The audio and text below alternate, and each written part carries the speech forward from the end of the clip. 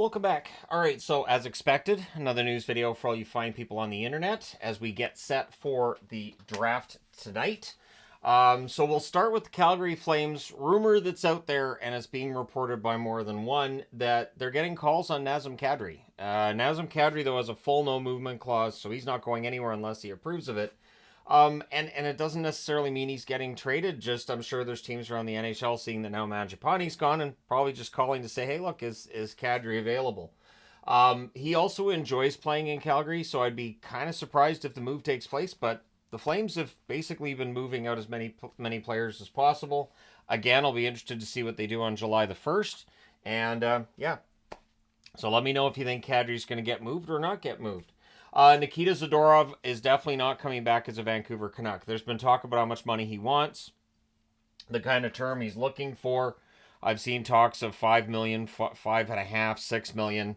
And again, I think at the cost that Zadorov would have put on the team, I don't know that it's necessarily worth it for the Vancouver Canucks to bring him back. I loved Zadorov in Vancouver, but I'm okay with Vancouver saying that's a little bit too pricey. Be interesting to see on July the 1st what he gets and for what the term looks like. He had a very good run with Vancouver. Not going to say that he didn't. He did, but Zadorov's had some up and down results in his career, and there's no guarantee that if Vancouver brought him back on, say, a $5.5 million cap hit next year, that he wouldn't have bombed. There's no reason to think that he necessarily does bomb, but I'm just saying, I understand Patrick Allvin in this situation, letting him go to market. But we'll really have a chance to judge that once July the 1st comes and we see how much money he gets. But since there's multiple teams that are going to be bidding for his services, you have to think that's going to send the cost northwards.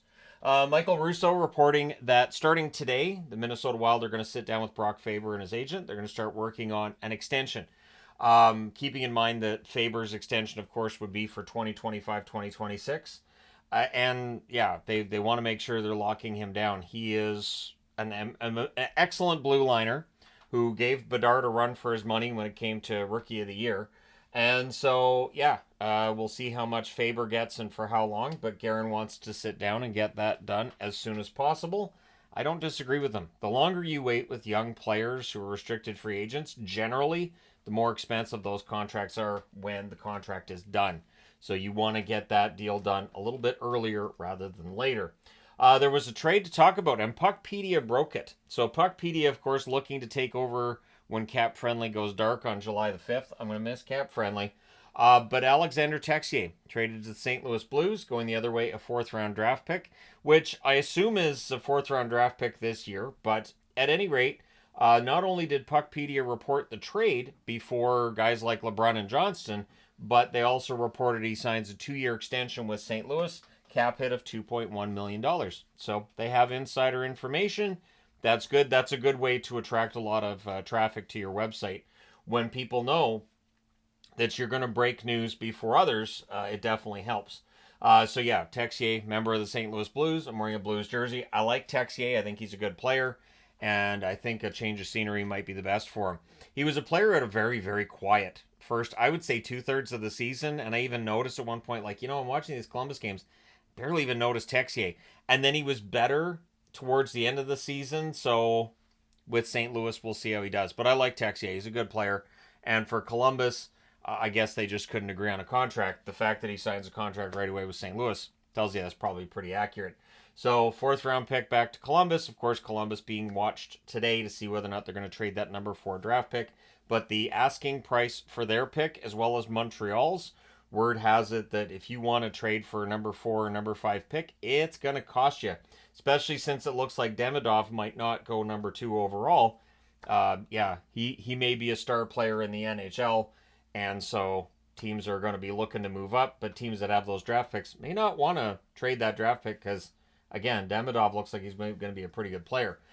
John Marino, also, as New Jersey continues to revamp that blue line, by which I mean just ship guys out. Smith's out, Ball's out. It looks like Marino is the next one that's going to be out. The one thing that's been tied to Marino at this point is that Vancouver would very likely have interest because Zadorov's going to market. Marino obviously doesn't play the same game as Zadorov, but he can be a good defensive defenseman. And so we'll see whether or not he ends up there or what the asking price is for Marino. But the expectation is he may very well be traded prior to the draft, which is in a little less than 3 hours' time. So I may be back here talking about a Marino trade in, I don't know, 10 minutes. We'll see. But there's a lot of talk, a lot of chatter on the draft floor already. And so we'll see what kind of trades happen before the draft or at the draft. It's always fun when it happens at the draft during the live stream because then we can have that live reaction and discussion. So looking forward to seeing everybody there for that. Don't forget to hit like and subscribe if you haven't done so already. Thank you guys so much for all your support. And this might be the time of year where if you want to have the bell, ring the bell and the notifications, this might be the one time of year where doing that on my channel I might recommend. Usually though, I don't, because there's videos that go up at any time, day or night, with the way the NHL schedule is and everything. But at this time of year, sure. So I will throw that out there. Thank you guys so much for all your support. I will talk to you again soon.